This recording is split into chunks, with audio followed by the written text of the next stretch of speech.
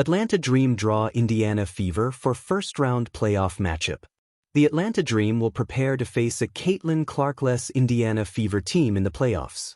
The Atlanta Dream ended their 2025 campaign on a 6-game winning streak, capping off their historic 30-14 season in style. Atlanta's previous record for most wins in a season was just 23, as they have shattered that this year with 30. Even with their best season in franchise history, the Dream did not have a chance at the first overall seed, as the Minnesota Lynx ran away with it this season. They did, however, compete hard for the second seed, going toe-to-toe with the Las Vegas Aces, who just happened to end their 2025 regular season on a 16-game winning streak to secure second place heading into the playoffs. Dream get their playoff opponent. With an Aces win over the Los Angeles Sparks on Thursday night, the 2025 WNBA playoff bracket is officially set. The first-round matchups will go as follows. The Dream have officially drawn the Indiana Fever for their first-round matchup, which is not the easiest opponent. Despite Caitlin Clark playing just 13 of Indiana's 44 games this season, the Fever managed to finish with a 24-20 record, led by MVP candidate Kelsey Mitchell.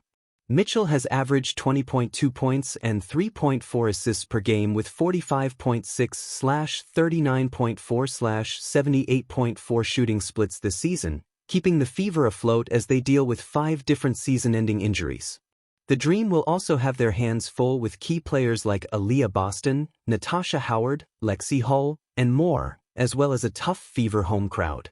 The Dream, led by a star duo of Alisha Gray and Rhyne Howard, should still be able to move on against a competitive Fever team. While Indiana poses a legitimate threat, and is likely not the team Atlanta was hoping to face in the first round, the Dream are certainly still expected to win. The Dream are one of the deepest teams in the league, with a supporting cast of players like Naz Hillman, Brianna Jones, Jordan Canada, Brittany Griner, Maya Caldwell, and Tehina Paopao.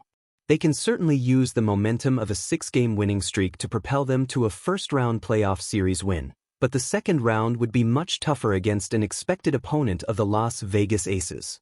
The bracket had barely settled on the league's digital board when the whispers began to ripple through the WNBA community.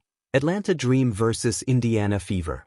A first-round matchup that was less about seeding and more about fate, a clash between two teams whose journeys defined the narrative of this season. For Atlanta, this playoff berth represented resilience. The Dream had weathered injuries, mid-season trades, and nights when their offense sputtered, only to find an identity built on defense and chemistry. Their coach often said, "We don't play for style points, we play for survival." And survival had carried them into September.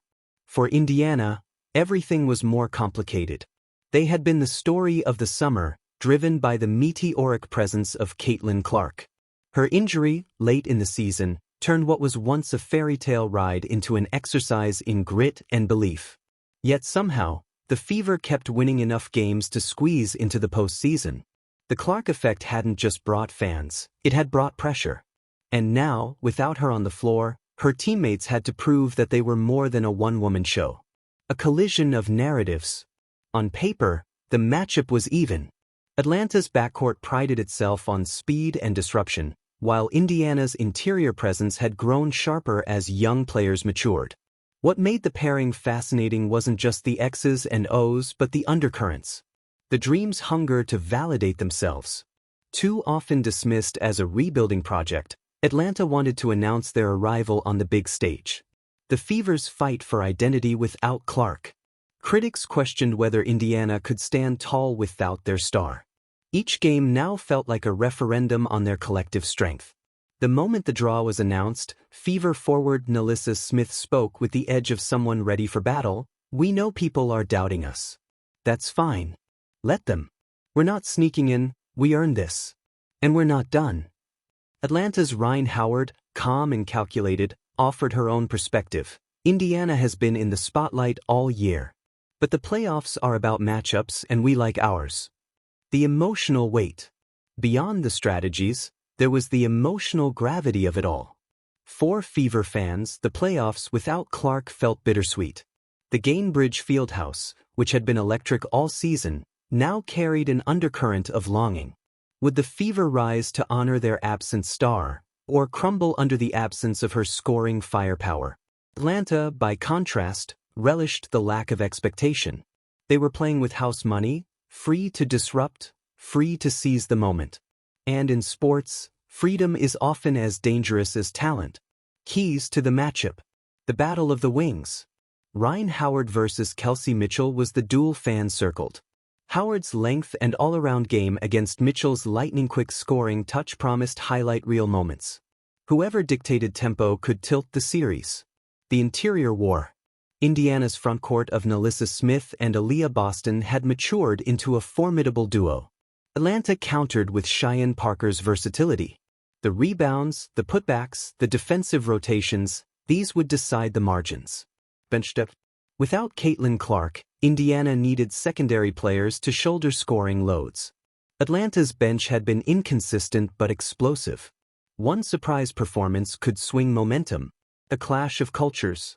This matchup also embodied a broader cultural collision within the WNBA.